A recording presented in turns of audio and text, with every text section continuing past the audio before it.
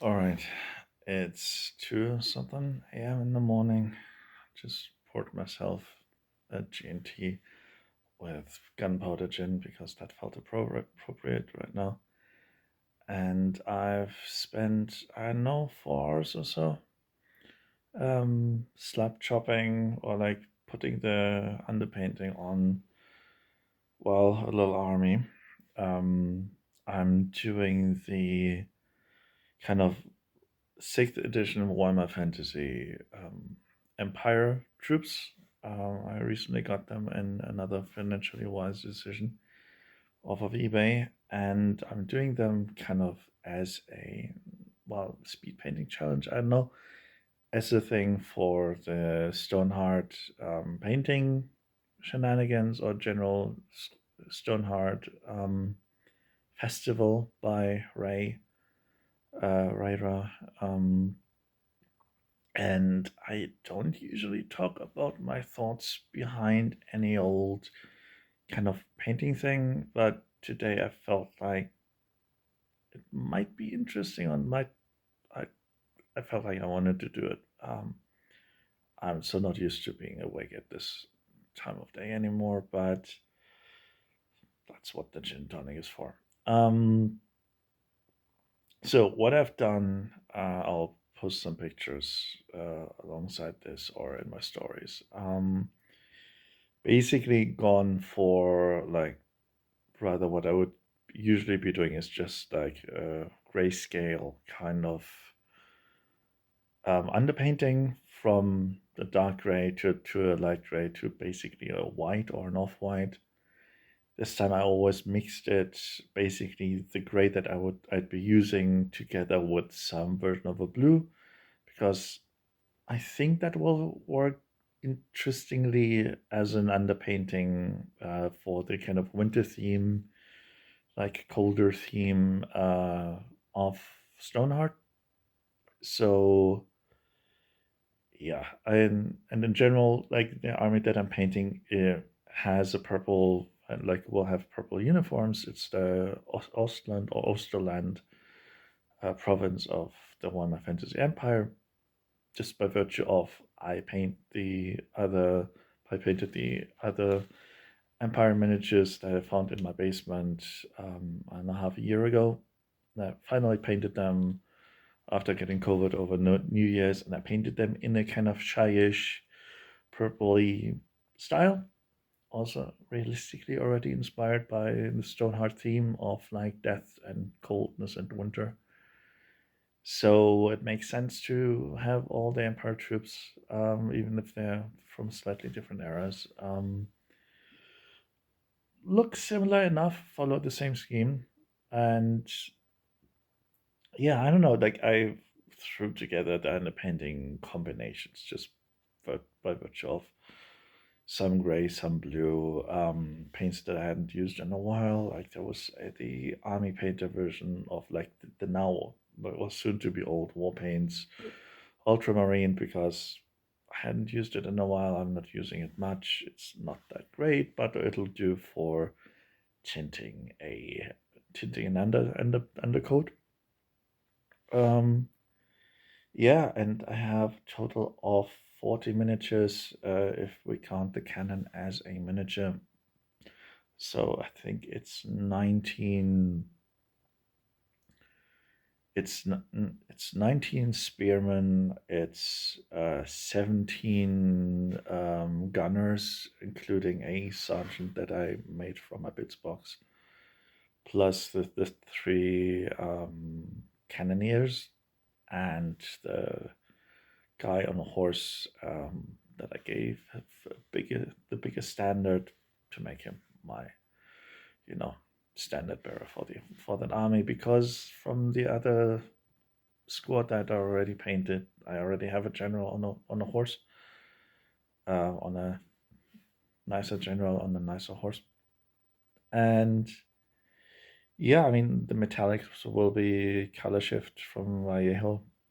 Most of the rest of the painting will be speed paints plus layers, and I kind of want to give this a try.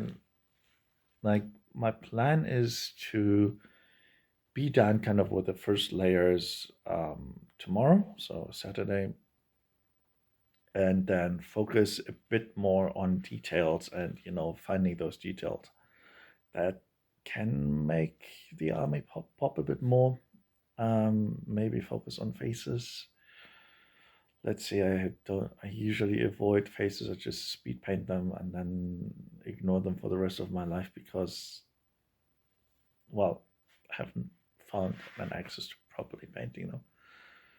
I think I can do it to a degree, but I'm speed painting anyway, and I'm painting armies, so why? And especially with like sci-fi stuff, 40k, 30k, etc. Why would you not wear a helmet when you're getting shot at? So that's why I don't usually wear faces. Yes, I just use the one that I have. Um, but that's why I usually don't paint faces or don't particularly care for them. With fantasy, that's very different, especially with an Empire army, because everybody has a bloody face, and everybody deserves maybe to, not look like hell. Um, yeah, I don't know. The one thing that's very interesting to me, and I just spent the evening talking to dear Niels, to dear Eternity here on Instagram, and we are like Niels in particular, but also like one other person. Um, that's he's my original person with whom I played Warhammer in the late 90s and early 2000s. I think like we probably started playing like 2002 or so, 2002, 3. And like with those armies, like with sixth edition. And I never played Empire. I had a dwarf army that I didn't really get along with. Although I was so very keen as a jolly old teenage boy that holding grudges is a cool thing and all of that stuff. But I never liked for a single second how dwarves played. So I took Beastman and was happy. And I started winning the occasional battle, and I loved how the big hordes of mixed gores and angors just, had a bit of fun, were very flexible, absolute chaos and mayhem and unpredictable stuff. Loved it. Um, yeah, but that sixth edition starter, Niels had that, Eternity had that. And he, like, painting those miniatures or like setting up that set, especially the Empire minis, um, feels like I'm on the one hand I'm painting my own nostalgia properly, like my own history, but oddly enough, or like probably it makes sense that it feels like I'm painting his Eternity's old miniatures, and like he painted them very nicely back in the day, but it feels like, yeah, those are his minis, like that's his army, and he painted them in that nice white and red Telebackland scheme. The not the box art thing, but like that, like very popping, very cool color scheme. And now I'm fucking slap chopping them, and that's interesting. And I'm very conscious of you know the minis that are standard and the kind of, yeah, I added the kind of sergeant to the gunners, and I to do that I needed to add somebody else, like from, I think, the different bits from the old free free folk, whatever, free company militia, like bits and pieces to the gunnery crew. So now I have one more. I have the sergeant and from the gunners, and then I think that one crewman. Um, there's there's I think two crewmen that I added just to have. Um, One sergeant was missing from that box, so he got like there were legs but no upper body, so a little bit of improvisation was there. Yeah, but it was fun, and I'm very conscious about like my own little contributions, but also the like the very nostalgia heavy sixth edition Empire part of the starter box, and probably eventually whenever I'm done, Sunday hopefully, I'll put together also that house that was in that set and take some photographs with that. Um, yeah, I know. Just wanted to share those a few thoughts behind speed painting, small army, and I'm looking at uh, 50 Chaos Warriors plus Marauders plus a better part of 3,000 points Chaos Army. That'll be like kind of my main Warhammer Fantasy project. I haven't even shared pictures of my test models like on Instagram proper. So that'll happen. I've already slapshot the Greater Demon / Demon Prince for Old World. Um, yeah, I know. I like doing things and being done with them, and didn't really expect to have an Empire army. Probably I'll bring it up even. I'll eventually bring it up to like 2,000 points. Right now it's at like 1.5k. If I add a lot of characters, so yeah, let's see. I doubt that I'll use that specific army like that. I didn't really expect to have as very period accurate thing. Like I'll probably get one of the new steam tanks just because I've always wanted to have a steam tank, and I kind of always wanted to have an Empire army because simple people dealing with demons and beastmen and whatever. And if I have like two armies, then whoever wants to come by here, then we can have a Warhammer Fantasy, battle. And I heard it's nice that people don't have to bring stuff or can just try stuff out. And I think that's also like in general one of my approaches for I think the foreseeable future.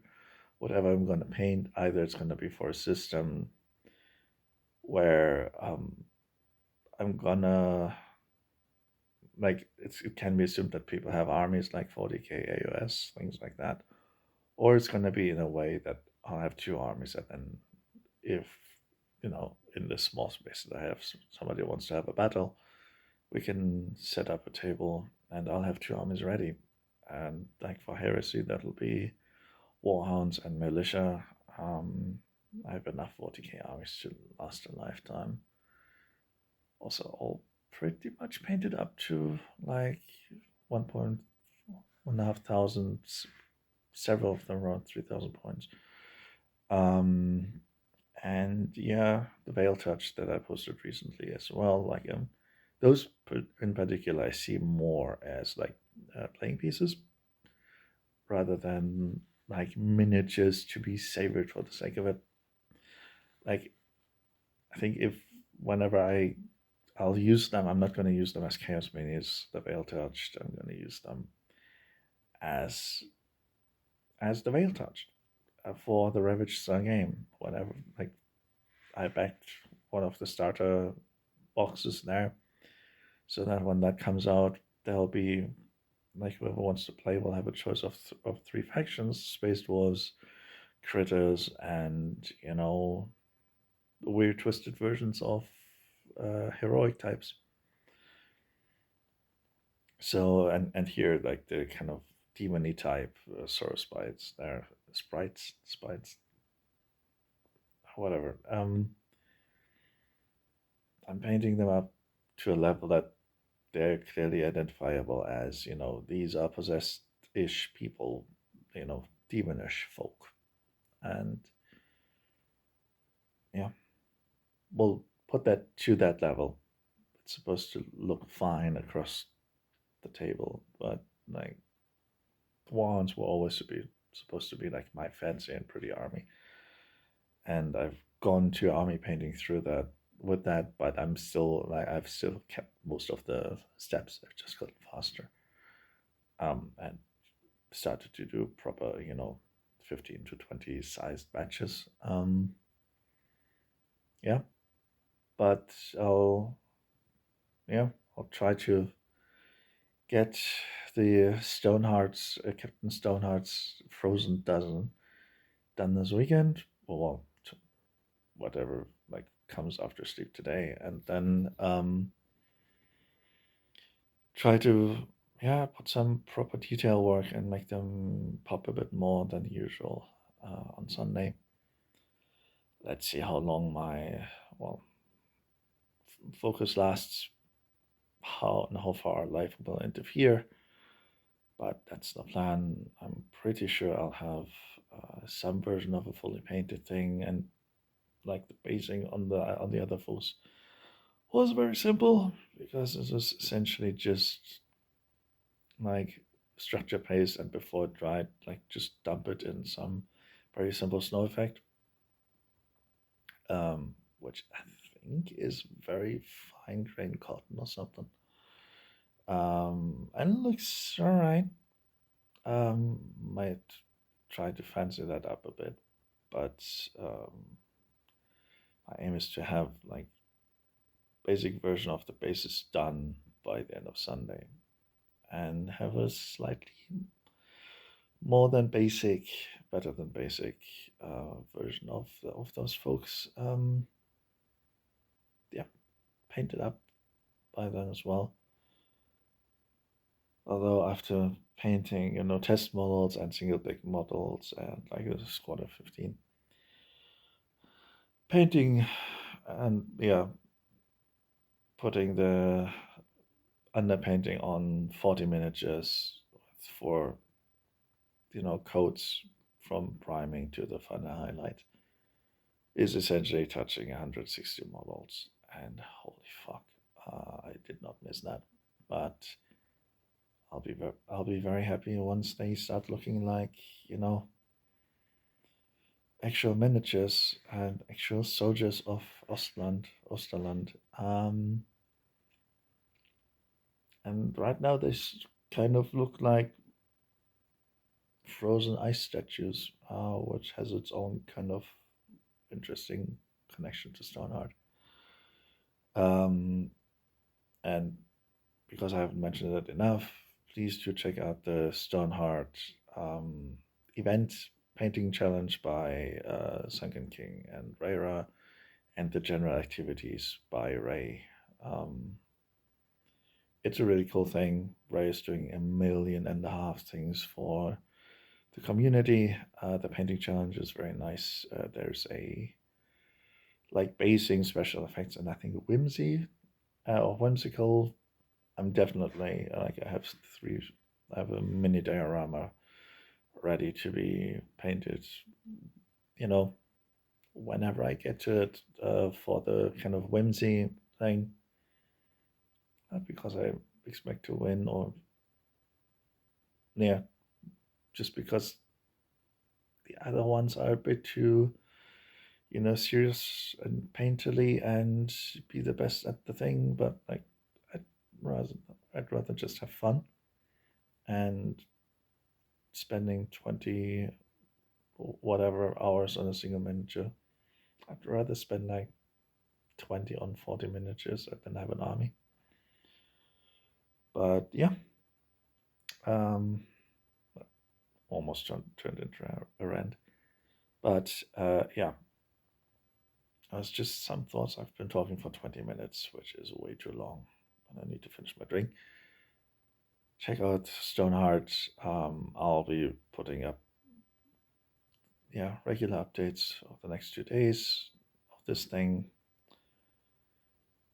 If anyone is still watching this, then let me know. Any comments, any questions, anything. I don't know. Cheers.